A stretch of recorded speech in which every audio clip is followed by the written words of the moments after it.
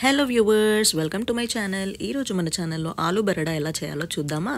దీనికోసం ముందుగా స్టవ్ పైన ఒక కడాయి వేడి చేసుకొని దాంట్లోకి కావాల్సినంత నూనె పోసుకున్న తర్వాత జీలకర్ర, ఆవాలు హాఫ్ టేబుల్ స్పూన్ వేసేసుకొని 1 టేబుల్ స్పూన్ శనగపప్పు వేసేసుకొని 2 నుంచి 3 పచ్చిమిర్చిలను చీలికలుగా చిన్న ముక్కలుగా కట్ చేసుకొని వేసేసుకొని ఒక హాఫ్ ఆనియన్ని చిన్న ముక్కలుగా కట్ చేసుకొని దాన్ని కూడా వేసేసుకొని బాగా కలిపేసుకొని 2 నిమిషాలు ఫ్రై చేసుకున్న తర్వాత 1 టేబుల్ స్పూన్ అల్లం వెల్లుల్లి పేస్ట్ వేసేసుకొని అది కూడా కలిపి పచ్చివాసన పోయేంత వరకు ఆగాలి. ఆ తర్వాత ఉడికించిన ఆలుగడ్డ ముక్కల్ని వేసేసుకొని కలుపుకోవాలి.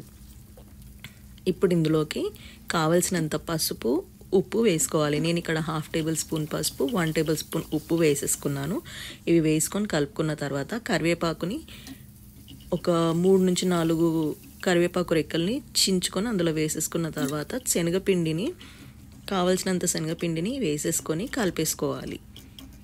చూసారు కదా వీడియోలో చూపిస్తున్నట్టుగా. అలాగే ఇప్పుడు 1 టేబుల్ స్పూన్ కారం కూడా వేసేసుకొని కలిపేసుకున్న తర్వాత కొద్దిగా నీళ్ళు చిలకరించుకోవాలి. నీళ్ళు పోయకూడదు ఎక్కువగా, జస్ట్ చిలకరించుకోవాలి అంతే.